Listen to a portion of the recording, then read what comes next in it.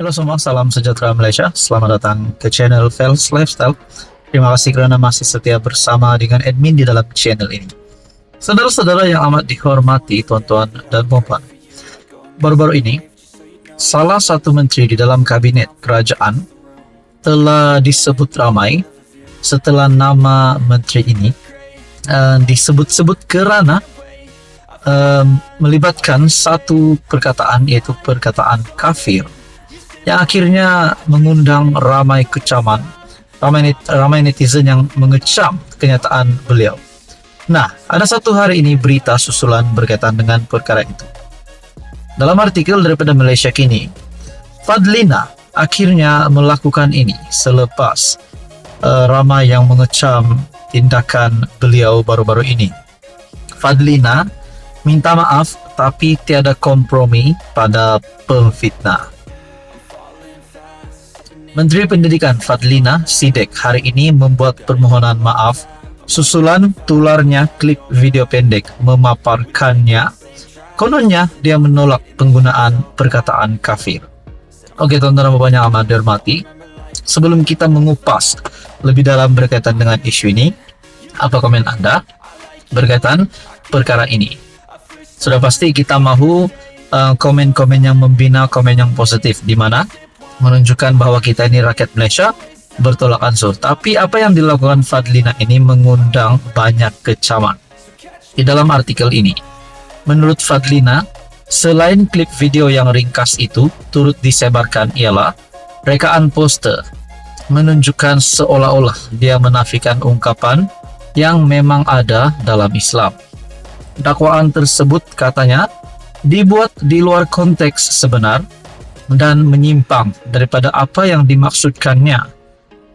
Saya ingin memohon maaf sekiranya ada mengguris perasaan mana-mana pihak atas kesalahfahaman, keterlanjuran kata, dan khilaf yang datang daripada kelemahan diri saya, katanya dalam kenyataan hari ini.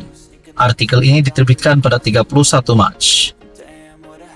Dakwaan tersebut katanya dibuat di luar konteks sebenar dan menyimpang daripada apa yang dimaksudkannya.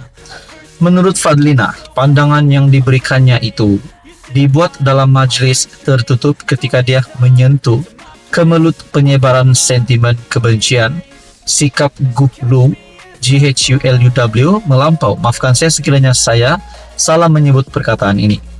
Dan gejala takfiri dalam kalangan segelintir masyarakat. Katanya sentimen jahat tersebut menular sehingga kepada anak-anak di sekolah dan ia tercetus hasil interaksi mereka dengan orang lebih dewasa yang mengambil pendekatan ekstrim. Saya sebutkan bahawa saya tidak membenarkan anak-anak saya menyebut istilah kafir yang mempunyai konotasi kebencian terhadap warga non-Muslim yang hidup bersama-sama dalam negara tercinta, jelasnya. Pada masa sama, ahli parlimen Nibong Tebal itu juga mengingatkan dia tidak akan berkompromi dengan sesiapa atau mana-mana pihak yang terlibat dalam fitnah terhadapnya. Saya tidak kompromi soal fitnah dan tuduhan jahat, serta kesengajaan penyelewengan konteks, lebih-lebih lagi ancaman keselamatan terhadap diri saya dan keluarga. Hakikatnya ia adalah suatu salah faham dan kesengajaan penyelewengan konteks sebagaimana dinyatakan sebelum ini. Sejak semalam tular dakwaan, Fadlina mengharamkan penggunaan kalimat kafir termasuk di rumah dan dalam kalangan anak-anaknya. Juga satu gambar yang tular di media sosial sebelum ini yang kita dapat lihat. Gambar Menteri Fadlina, dikatakan di sini perkataan kafir pun saya haramkan di rumah, saya tak ajar anak saya sebut kafir. Di bawah dikatakan anak Sidek. Saya tidak pasti kalau ini memang benar kenyataan daripada Fadlina, namun perkongsian Fadlina yang terkini seperti yang di dalam artikel sebentar tadi saya sebutkan dari Malaysia Kini. Akhirnya Fadlina minta maaf, tapi tiada kompromi pada pemfitnah. Persoalannya, adakah Fadlina boleh dikenakan tindakan undang-undang sehingga status beliau sebagai menteri boleh terjejas? Nah, tuan-tuan dan puan, apa komen Anda? Sekian saja, teruskan bersama di dalam channel ini untuk info yang seterusnya. Halo semua, salam sejahtera Malaysia. Tuan-tuan dan puan yang amat dihormati semua. Saudara-saudara yang saya amat hormati, berkaitan dengan isu stalking kalimat Allah yang masih menjadi sebutan ramai. Nah, tuan-tuan dan puan, akhirnya Raja-Raja Melayu, termasuk Baginda yang di Pertuan Agong 17, yang murka berkaitan dengan perkara ini.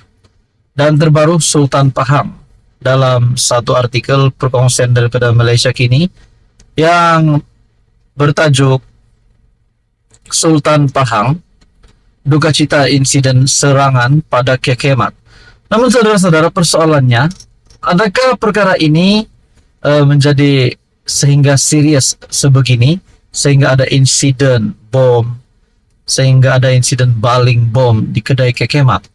Adakah perkara ini bermula daripada kecaman yang melampau, bermula daripada pemboikotan yang melampau daripada pemimpin-pemimpin politik? Itu menjadi persoalannya. Tuan-tuan dan puan yang amat dihormati, seperti yang kita tahu, Akmal ataupun Ketua Pemuda UMNO yang melawan sekeras-kerasnya, ataupun saya boleh kata yang mahu kekemat diboikot. Pada akhirnya, dalam satu artikel daripada FMT, Akmal harus letak jawatan seperti dijanjikan, kata T.